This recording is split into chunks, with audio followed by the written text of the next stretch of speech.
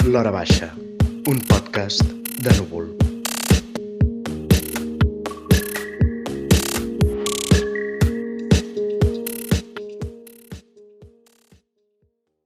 Hola, benvinguts a l'Hora Baixa. Què rius, Pere? Que no has de dir hola? No, sí, ho has fet bé, va, continua ni que rigui. Vale. Hola, benvinguts a l'Hora Baixa, el podcast de l'Hora Tranquil·la de Núvol. Estem aquí, la Clàudia Rius... Llorenç. Ara no sabia, anava a dir Pons. Mira, tornem. No tornem, continuem. Hola! No, va. Hola, benvinguts a l'Hora Baixa, el podcast de l'Hora Tranquil·la de Núvol. Estem aquí, en petit comitè, Clàudia Rius Llorenç, Oriol Puigtauler, servidor de vostès. Avui, sense bordeus.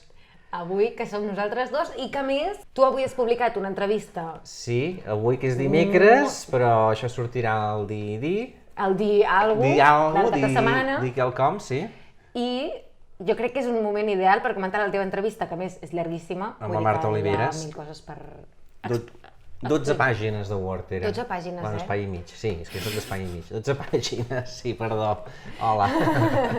Escolta, però explica una mica, posa en context primer, aquesta persona qui és? Aquesta persona, la Marta Oliveres, és una dona estupenda amb una cabellera vermella, clar, les fantàstiques fotos de la Laia Cerc, es veu en blanc i negre, però té una cabellera vermella, i jo la veia ja fa anys als festivals, al Sismògraf, a Tàrrega, ballant, i pensava, aquesta dona és algú, perquè ha de ser algú important, i veia que coneixia tots els artistes, els programadors, tothom la respectava i la venerava molt, però ella igualment estava allà ballant la primera com una boja.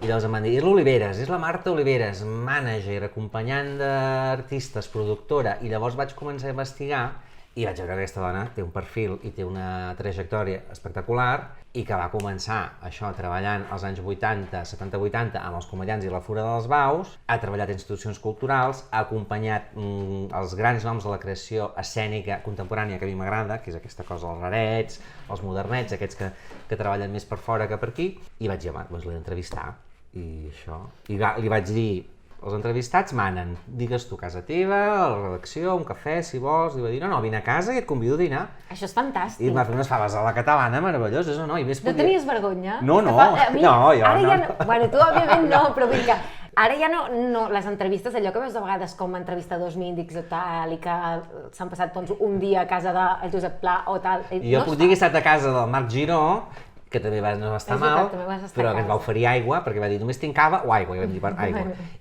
Però la Marta Oliveres ens va... Et va fer unes faves, a més. Faves a la catalana boníssimes, però és que tenia dos cassoles i era triar o faves a la catalana o mandonguilles amb sípia, i va ser com, faves. Hosti, doncs mira que les mandonguilles amb sípia... També, però perquè té aquesta cosa de les 1000 projectes que fa o que ha fet, de cala independent a cuina calenta, perquè a més és que és aquesta cosa, aquest perfil de productora, organitzadora, gestora, d'allà a Pontós, allà a l'Empordà amb tot de gent, va organitzar una espècie de trobades, dinars, reunions informals, que això m'agrada molt Bueno, el que diu ella a l'entrevista, que reivindica molt les trobades de la gent del sector, en aquest cas escènic, però també amb altra gent, no? I ella és molt partidària de barrejar gent i de fer dinars, i quan es podia a casa seva feia dinars amb 50-60 persones perquè la gent es conegués, no? Perquè... Sí, és que això és bastant... Ara entrem més en el perfil de qui és ella i tot això, però vull dir, crec que en general costa que tota la gent es trobi en un lloc, o en general, o sigui, o vas a la inauguració de tal expo, o vas o a la mateixa roda de premsa, o en el cas de diferents disciplines culturals, o vas a actes,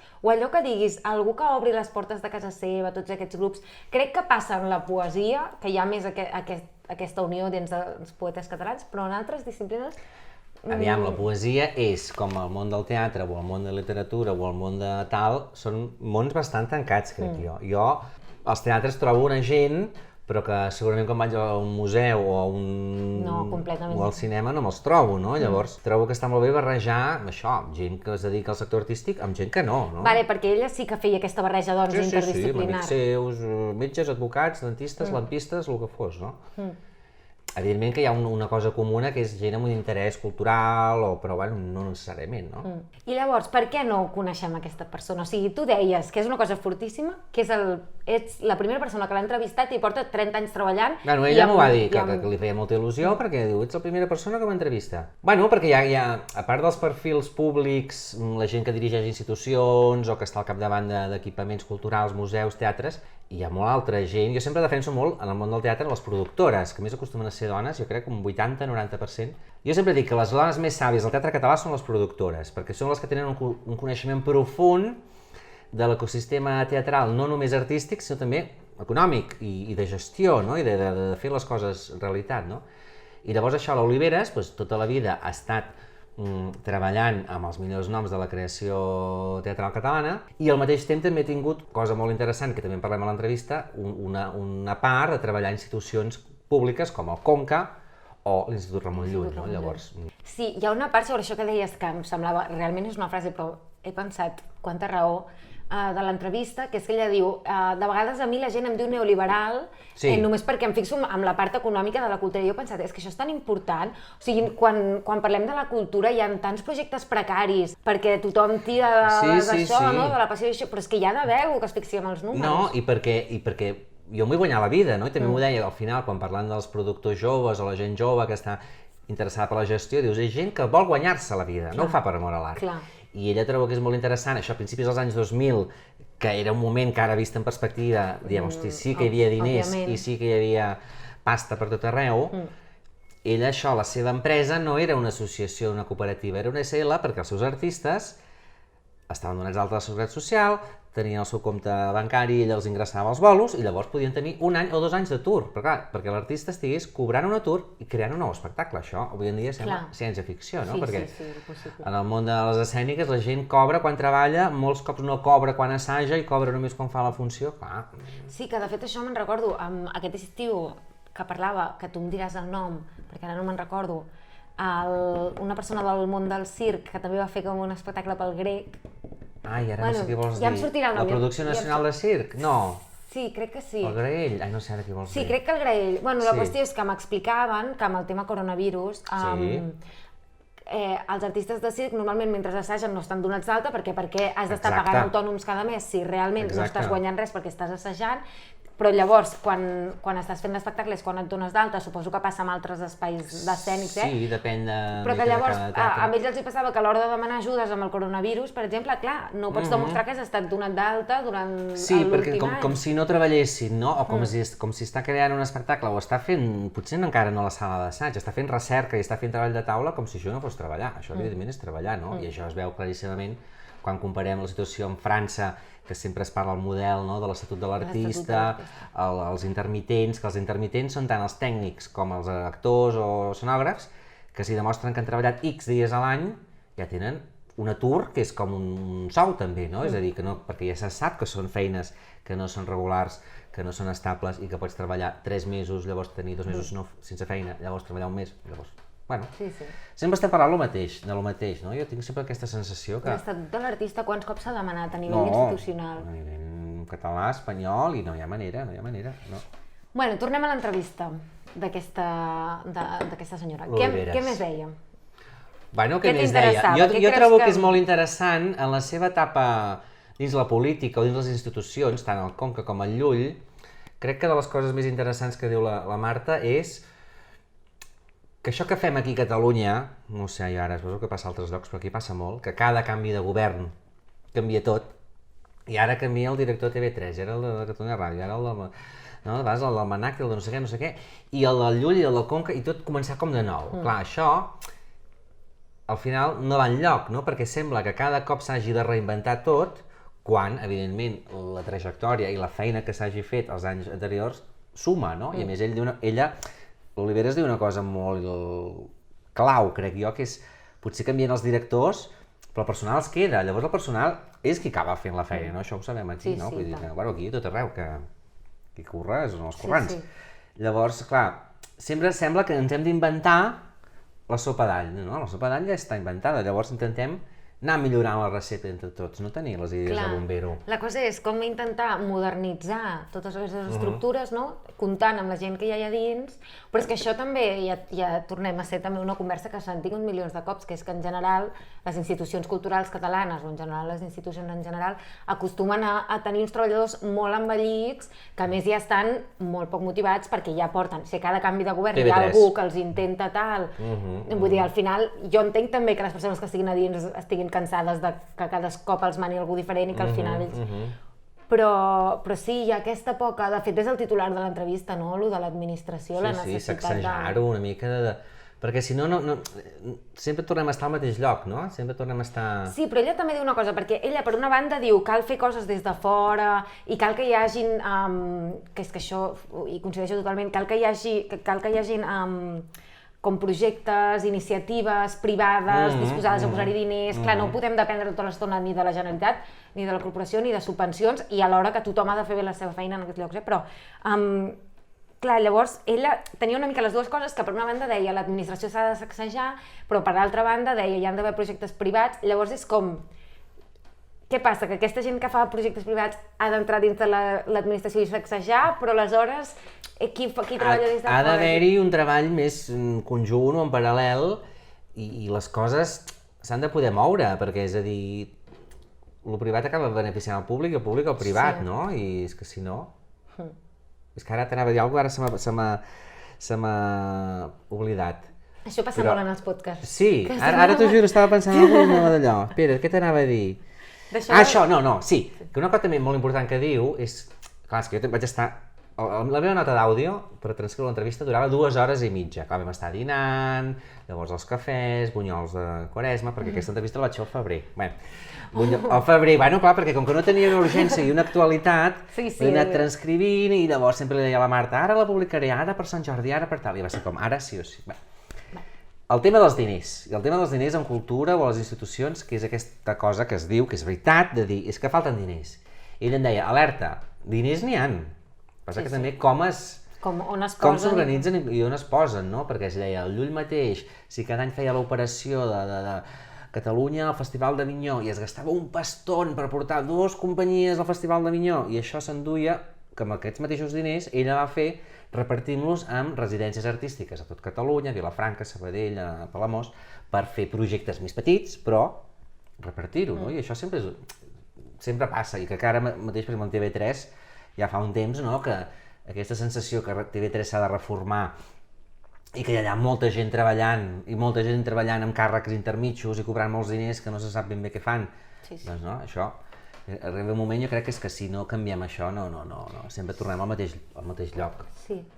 Sí, també hi havia una cosa interessant que m'ha cridat l'atenció, perquè no sabria... Suposo, segur que té raó perquè és una persona amb experiència, però per exemple ella deia que a l'hora d'exportar artistes a fora, crec que quan estava al Llull, deia que enviava com observadors aquí i que eren els de fora els que triaven quins artistes d'aquí sortien, no? Que això està bé perquè t'evites que aquí hi hagin tràfics d'influència, d'amics de tal, però clar, llavors sempre depens de la visió exterior, suposo que està bé, però... Aviam, els Consells de les Arts, el Conca, i ella parla també del Consell dels Arts del Canadà o de Flandes, d'altres països que coneix, estan pensats perquè els artistes d'aquí també... Aviam, els Consells dels Arts és una cosa, llavors el Llull està pensat perquè la gent surti, no? Però igualment, ella el que defensa molt és que ha d'haver un intercanvi i que nosaltres si volem que els nostres artistes catalans viatgin pel món també hem d'acollir artistes internacionals i que també és molt més just en aquest sentit convidar els millors festivals i programadors del món aquí i que vegin coses i que ells triïn, perquè si no hi ha aquesta cosa de vassallatge o de les capelletes i si aquest és més d'esquerra, aquest és més de Junts i aquest és més de Comuns, d'aquest l'enviem cap aquí cap allà, i és com, no, si tu convides 40 programadors internacionals que vinguin al Grec, no, per exemple, la Marta Oliveres és freelance i està amb el Grec, està fent coses també a l'Eufònic, a l'Ebre, coses també amb el sismògraf d'Olot, i al Grec venen programadors d'Europa i del món i veuen coses catalanes, i si els agraden, ells ho programen als seus països. I llavors, a part de veure l'espectacle en si, és també que coneguin el teixit creatiu, cultural, català, les fàbriques de creació, se'ls emporten per anar d'excursió, llavors, això crec que és bàsic, i més ella també ho diu, no? Per no quedar-nos una cosa molt local, ha d'haver un intercanvi, i un intercanvi que vingui gent de fora aquí i que els nostres surtin, no? Perquè és que sí, no? Però al mateix temps també diu, que trobo que és molt important, perquè en aquest món dels creadors més contemporanis, en el món de les escèniques, n'hi ha molts que diuen, volem actuar a Catalunya, però estem tenint gires per Bèlgica i per Noruega, i nosaltres el que volem actuar és a Figueres i a Manresa i a Tortosa, no? Llavors, els artistes catalans han d'actuar al territori, i han de ser coneguts pel territori, i aquí és un altre cop l'altre gran tema del circuit i de l'exhibició dels espectacles, no? Ara mateix el TNC acaba d'esgotar entrades esgotadíssimes de Mare de Sucre abans de començar, han obert avui que és dimecres, noves entrades una setmana més, han prorrogat el 70%, s'ha exhaurit en 2 hores. Què vol dir això? Que la gent té ganes de veure coses. Aquest espectacle, Mare de Sucre, que està superbé, s'hauria de veure a tot Catalunya. Girarà o no, Mare de Sucre? No ho sabem, encara no ho sabem, però hauria de fer gira per 30 o 40 ciutats, perquè pot estar molt bé i està molt bé. Què estem fent, si no? Perquè és aquesta cosa que ella ho diu també, i jo també ho crec, si és el Teatre Nacional de Catalunya, la gent de Catalunya, tothom el paga, no? De Figueres a Tortosa. Llavors, si només el pot gaudir, com aquell que diu la gent de Barcelona, doncs diguem-ne Teatre Nacional de Barcelona, perquè, no? Sí, totalment. Totalment, i a més que això amb el coronavirus encara es va veure molt més, perquè un cop a sobre limites la mobilitat, bueno, a sobre ja és el que toca, ja és el que tocava, però lògicament... Això perjudicava tant la gent d'Igualada o Capellades que no podia venir al teatre, però també el teatre a Barcelona, que viu molt, i els caps de setmana, de la gent de fora, de comarques del voltant i de tot arreu, clar, també ho va notar moltíssim, que és clar... Clar, i llavors, jo el que et vull preguntar és, com a persona aliena al món del teatre, jo recordo, quan vaig anar a veure l'obra de la Irene Solà, el Canto i jo i la muntanya balla, que jo vaig fer un tuit dient, perquè jo aquella obra vaig pensar molt que a la meva mare li agradaria molt, i vaig fer i clar, estàvem amb coronavirus tal, llavors jo vaig fer un tuit dient, tant de bo poguéssim veure la gent dels pobles, no?, pensant en tota aquesta gent que no pot venir. I tu em vas dir, aquesta girarà segur, però ara em dius, la Clàudia Sadó no sabem si gira. Com està fet això? Perquè la del Canto i jo i la muntanya balla és una producció de la Perla 29, que és la companyia que està establerta a la Biblioteca de Catalunya, que és una companyia molt subvencionada, però no deixa de ser privada. Llavors, ells fan gires, o com tothom, aviam. Les companyies fan un espectacle, que això també s'ha d'anar canviant, que és aquest barcelonocentrisme, que sembla que si no s'estrena a Barcelona no és important, i no és així, i llavors venen programadors de tot Catalunya, i poden sortir 10 bolos, 20, 30, 40, 50 o 100. Llavors, el cas del Canto jo, perquè l'interès també ja del text de l'Irene Solà, abans que l'estrenessin ja tenien teatres interessats a tot arreu. Llavors el TNC, l'altra cosa és que de vegades és més complicat del que sembla perquè és un teatre públic, però també externalitza algunes produccions i algunes poden girar, algunes no. Ara la Calòrica està girant amb de què parlem mentre no parlem d'aquesta merda. La Rambla dels Floristes va girar, que són gires també subvencionades pel TNC, és a dir, per tots i per cada ajuntament de cada lloc. Llavors aquesta és una coproducció TNC més anàlisis especials. Jo crec que hauria de tornar la temporada que ve sí o sí, passa que la temporada que ve el TNC ja hi haurà la Carme Portacelli, que va guanyar el concurs, a partir del setembre ja la temporada que ve és seva. Ella també té uns compromisos encara d'espectacles que s'havien cancel·lat de l'anterior, que s'hauran de programar la següent. Bueno, però jo crec que no hauria de ser tan complicat, no? I això ho deia l'Albert Pla, que també el cito a l'entrevista de l'Oliveres. Albert Pla pot estar fent un concert o un espectacle, perquè els seus concerts espectacles el pot estar fent durant 5 o 6 anys. I la seva dona, que és el Judit Ferrés, que és músic però també és actriu i les fa coses al lliure, deia, no entenc, ho assagen 2 mesos, ho fan un mes i xim-pum, i allò allà es mor i llencen la sonografia. Dius, quin sentit té?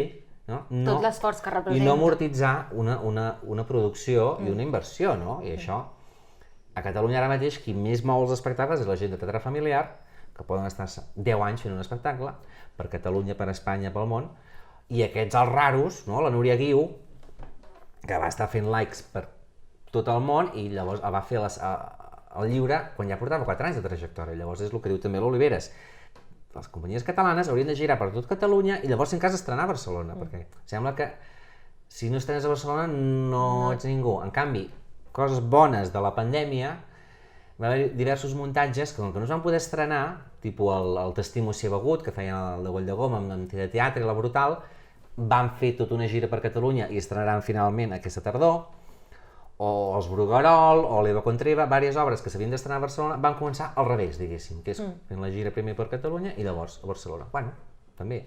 I això per què exactament? Vull dir que igualment hi havia les mateixes... Perquè si eren espectacles que s'havien d'estrenar, posem, la primavera del 20, coronavirus, de març a juliol, 0 teatres. Llavors el juliol amb el grec va començar tot. Llavors, les coses que estaven... tenien els bolos programats a tot el país... No, i el T'estimo si he begut estava a punt d'estrenar-se al Poliorama al març, en plan, estaven a puntíssim, va venir el coronavirus. Llavors, van buscar, o els hi van sortir aquests bolos per fer-ho abans d'una possible escena que s'ha enredarit un any i pico, llavors. Però aquest és un tema clau de dir, si estem fent espectacles i creació del que sigui, s'ha de veure el major nombre de llocs possibles i s'ha de tenir una vida, no? Perquè si no, que estem fent teatre pel sector, teatre o exposicions perquè no les vegi el sector, no? No sé si al món de l'art, no sé com ho veus tu, per exemple, una exposició com la del Palau Robert, la dels feminismes, que ara em sembla que s'està movent, però això tampoc no és habitual. Ha anat a alguns altres llocs, no, el feminisme? Sí, i depèn de quines exposicions, sobretot si les...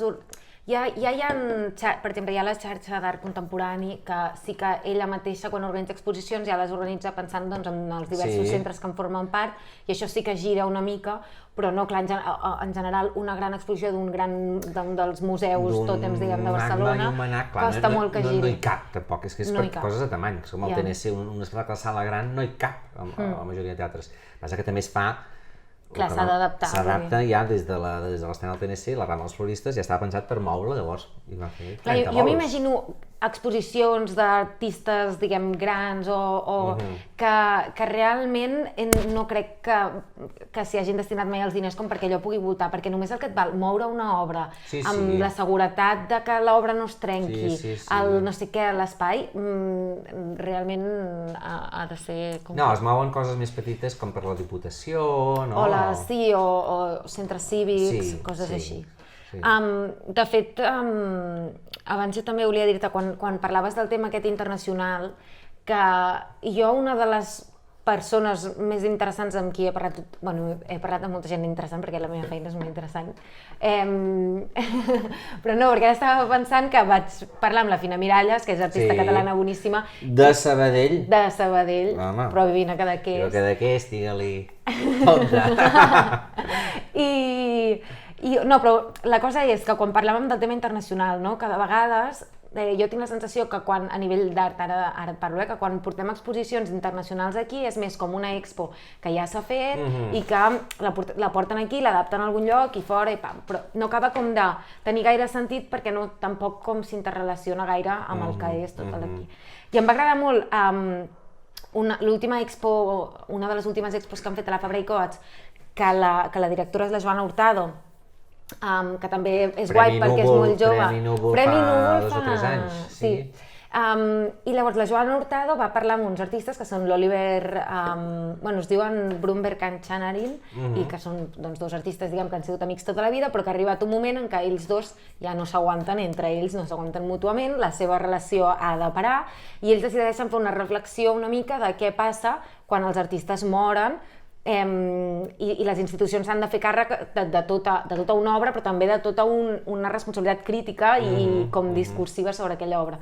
Llavors ells van decidir com cometre un suïcidi artístic, tot i estar vius, van dir ho deixem tot i s'ha acabat la nostra trajectòria laboral, a partir d'aquí comencem per camins separats. Doncs la Joana, justament, estava parlant amb ells per fer una exposició i ells li van dir com, és que la nostra vida s'ha acabat. I la Joana va dir, per què no veniu a morir a Barcelona?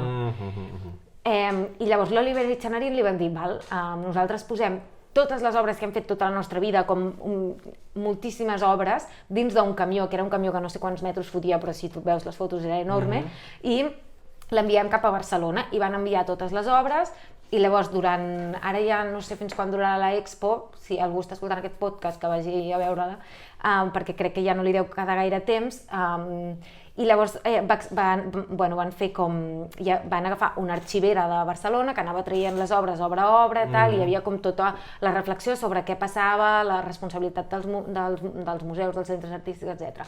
Total, que vaig pensar, hòstia, aquí la Joana ha estat molt bé perquè ha sabut anar a buscar artistes internacionals, ha sabut portar-los, ha sabut relacionar-los. Oliver i Chanarin, que són uns artistes que dins del món estan reconeguts, han mort a Barcelona, és una cosa important, tot i que ningú ho sabrà mai en aquesta ciutat probablement, saps? Però artísticament han mort a Barcelona i han tingut una exposició que ha estat a l'alçada i tal. Per exemple, jo vaig entrevistar el Chanarin a Núvol, que em va agradar molt parlar amb ell, és una de les persones més interessants amb qui he parlat. Llavors, quan parlaves això, arran de l'Oliveres, aquesta relació amb lo internacional, ella té relació amb Canadà, no? Sí. O és igual, en general, és que crec que podem equilibrar el fet de... És difícil, no? Però com equilibrar el fet de nosaltres creure en tot el talent que tenim a casa, moure'l pel país, moure'l a fora, etc. I alhora saber també cridar l'atenció a certes companyies, en el cas del teatre, certes... I també el que és molt interessant, que deia l'Oliveres a l'entrevista, als anys 80 i al 92, Barcelona, però ella diu, la gent volia venir a Barcelona per la cultura, no per la platja i pel sol. Perquè el Mercat de les Flors, el Mercat de les Flors, no sé si saps l'origen, el Mercat de les Flors i el Palau de l'Agricultura, on hi ha ara el llibre i el mercat, tot allò forma part de l'exposició del 29. Llavors allò, als anys 80, el senyor Peter Brook, que ara té 96 anys i tornarà al Grec amb un espectacle, que diu, senyor, ja et podria jubilar, però bueno, el senyor Peter Brook va veure aquell espai fabulós, que havia sigut un gran mercat de majoristes, un magatzem de flors, i va dir, aquí, aquest lloc és ideal per fer teatre, perquè el Bruc té aquesta cosa, des del senyor de l'espai buit, de que per fer teatre només cal un espai buit, una persona que fa una cosa i l'altra que la mira, una altra que la mira, i ja està. I llavors va ser gràcies al Peter Brook, gràcies a l'època que la Maria Aurèlia Campmany era regidora de Cultura a Barcelona, a l'època Maragall, que el Mercat de les Flors, que era un magatzem abandonat municipal, va començar a funcionar primer com a teatre municipal i amb els anys s'ha especialitzat i és la casa de la dansa, fan dansa. Clar, l'Oliveres en deia, la gent es matava per venir al Mercat de les Flors, no? I diu, i Catalunya va apostar molt fort per la cultura, no? Els Jocs Olímpics del 92, que evidentment s'estan planificant des dels mitjans dels 80, qui participa a les cerimònies? El Carles Santos, que és un artista totalment contemporani, els comediants, la Fura dels Baus, és a dir, confien a nivell cultural, no? De dir, hosti, el Cavaller, el Freddie Mercury, però clar, Carles Santos allà amb la copla vestida de Dalí, amb la barretina i el leopardo. Clar, i ara veus Barcelona, que el seu gran actiu és la platja, el sol, i que encara estem pensant, no, com podem atraure també turistes a nivell cultural? Bueno, ara em va molt bé per treure a col·lació el teu article sobre les galeries a Barcelona i com les galeries... No? Pensava que trauries el tema de l'Hermitage, que és un altre tema també. Fa molta mandra aquest tema. Però és que és exactament això, quin model de ciutat volem. L'Hermitage que ara diuen que amb el Liceu no sé què, però dius... Oi? Sí, és molt fort. O sigui, l'Hermitage que el que vol fer és fer com una sucursal del museu de l'Hermitage a la Barceloneta, casualment a la Barceloneta, al costat de l'Hotel Vela, sí, al Solar. I llavors l'Ajuntament de Barcelona, quan rep l'oferta, i de fet crec que la Generalitat diria que... No, perquè allò depèn del port, i el port de Barcelona no és legalment de Barcelona, sinó que és del port, de l'Estado espanyol. Que això, que jo no sé si algú ha vist The Wire mirant aquest podcast, hi ha tota una temporada de The Wire que tracta sobre el port, i jo des que vaig veure aquesta sèrie que ja no torno a veure totes les màfies i tot el que hi ha allà igual. Bueno, llavors l'Ajuntament de Barcelona s'hi oposa, perquè diu que no és el model de ciutat. El sector, en bona part, també s'oposa, perquè diu hi ha un munt de museus a Catalunya i a Barcelona mateix, infrapagats, com es digui. Infrautilitzats també, no? Tot.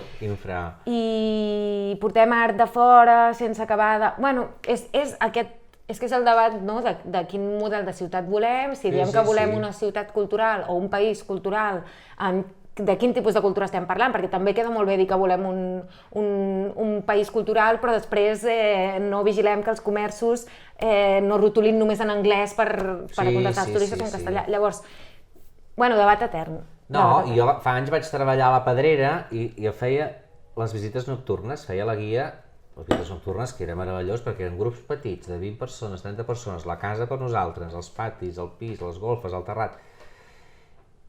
I sí que és veritat que hi ha un tipus de turista, però clar, era un tipus de turista que pagava una visita nocturna que era cara i amb copa de cava a la Pedrera així bastant exclusiu, però que venien molt per modernisme, Gaudí, arquitectura, gastronomia, i no et parlaven de la platja i el sol. La platja i el sol són els guiris anglesos que tenen ganes que els toqui el sol, no? Però això, ja tenim uns actius a Barcelona i a Catalunya culturals. Llavors hem de saber que la gent vingui per venir al MANAC, i al MACBA, l'Hermitage, que és com els hi s'obren els quadros, els surten per les orelles i poden obrir una sucursal a Las Vegas i una altra a Abu Dhabi. Sí, esclar, se'n pot fer una, però la gent no vindrà a Barcelona a veure l'Hermitage, la gent ve a Barcelona a veure Gaudir? Bueno, gaudir, bàsicament gaudir, és que és fort, Sí, però ara... Sagrada Família, Casa Batlló, Casa Milà... Però si tu poses un lloc, si tu poses un museu, un lloc que a més és terriblement turístic, perquè jo... Però saps on és ben bé aquell solar? Sí, no darrere no està molt de pas, aquell lloc, està allà. De pas no està, però sí que està al costat, o sigui, sí que caminant... Al costat del Vela. I sí que està al lloc que tu vens als turistes. Sí. Perquè sí que està a la platja i el... Sí, però jo crec que els turistes que van a la platja de la Barceloneta no són els que aniran a l'Ermitage. És a dir, els turistes que venien a la Pedrera, aquesta visita nocturna era bàsicament, hi havia molts d'Estats Units, gent, clar, culturalment amb un nivell econòmic, i que anaven per Europa a fer la ruta cultural, anar a veure esglésies i museus. Clar, això és un tipus de... I a l'Ermitage, sí que... Però és que no estic tan segur que trauria tants turistes, és que no. Igualment, la cosa és això, no? Que en l'Ermitage, per tal d'intentar convèncer la societat i després de que finalment hi hagi una part del sector cultural que sí que l'hagi defensat i tal, s'ha com aliat amb el Liceu per tal com de dir sí que farem coses amb gent d'aquí, també representa un projecte tecnològic.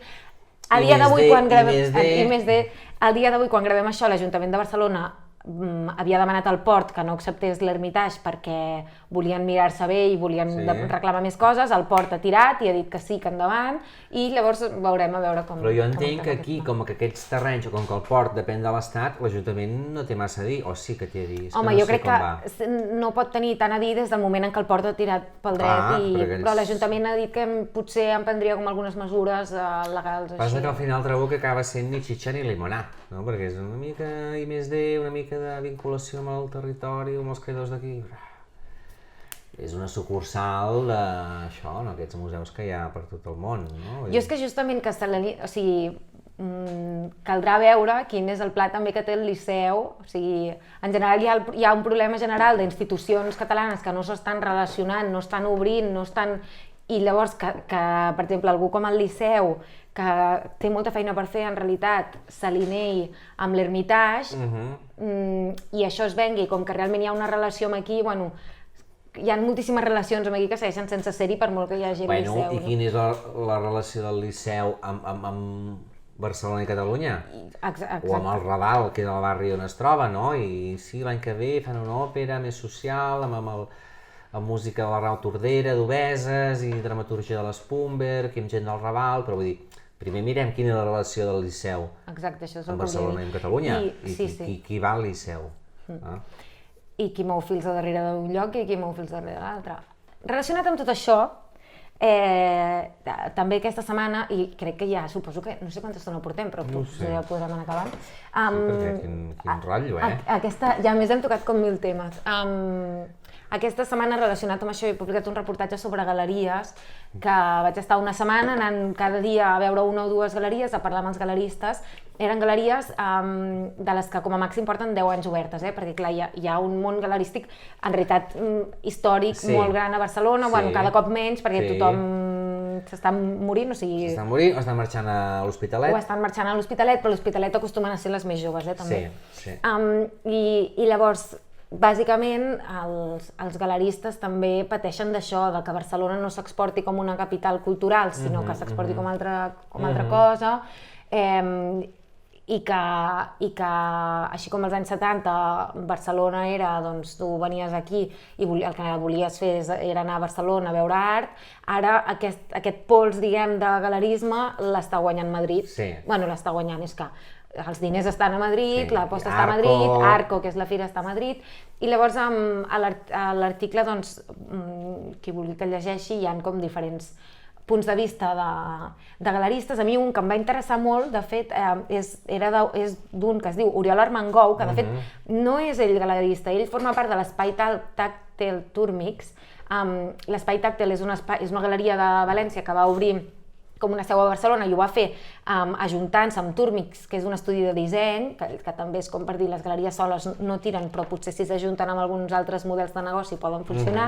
I llavors l'Oriol Armengou aquest també em va semblar molt interessant perquè em deia que es qüestionava molt si realment les galeries petites haurien d'acceptar anar a fires com Fires Arco, primer perquè valen un pastón, o sigui, apuntar-t'hi, anar-hi, que sí, fer l'estant, que sí, no sé què, és realment una inversió molt gran que fan les galeries petites, I després perquè ell també preguntava com si a nivell de l'estat espanyol tot el nucli artístic s'està movent a Madrid i s'estan desconnectant de totes les perifèries i ja no és només Barcelona, però és que València o és igual, qualsevol ciutat que no sigui Madrid de l'estat espanyol queda desconnectada i el centre és fortíssim però no estem alimentant tot el que és tota la resta, què passarà, no? Que òbviament jo crec que és una cosa que ja interessa així i que Madrid necessita ser una capital forta i vol i netejar la imatge i fer-ho a través de l'art, però clar, veurem què passa amb ciutats com Barcelona i com sobreviuen tots aquests galeristes que han obert. No, i a més el centralisme tant de Madrid com de Barcelona, però el centralisme el que fa és que està invisibilitzant una sèrie de projectes i de llocs i de teixit cultural. Jo a Arco només he estat un cop, fa 4 o 5 anys, i ho vaig trobar horrible, perquè és una fira que és d'art però podria ser de aixetes o de rajoles, i ho notes, que a més és com, i veus el bar subvencionat per no sé què, i la fundació no sé què, és molt horrorós. De fet, hi vaig anar l'any que dels presos polítics, a l'obra de la... Sí, no fa tant, 2018 bueno, crec que era. 3 anys, sí, i ho vaig trobar realment molt horrible, i clar, el que estaria bé és que una sèrie de galeries, no? Perquè són les galeries que van dir, si no volem anar a Arco, les galeries catalanes, i muntem una fira més petita aquí a Catalunya, on sigui. El problema d'aquí és que no hi ha fira, hi ha una fira petita que és la SOAP d'Art Contemporani, però no arriba com a fira. Oriol, crec que hem fet com un repàs de diferents temes de l'actualitat i crec que hauríem d'anar parant. Sí, jo pensava que avui que no havia Bordeus hi hauria més silenci, però hem xerrat molt, no? En un podcast no hi parlem. No, ja, però estaria bé fer una mica de silenci, no? Una mica de 2 segons. Treu la teva vena teatral per fer uns silencis.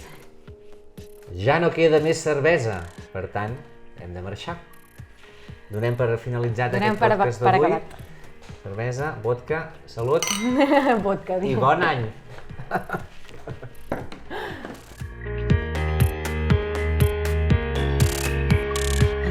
És aquella àguila daurada parant l'aire i la tempesta amb tota l'esma del seu cos.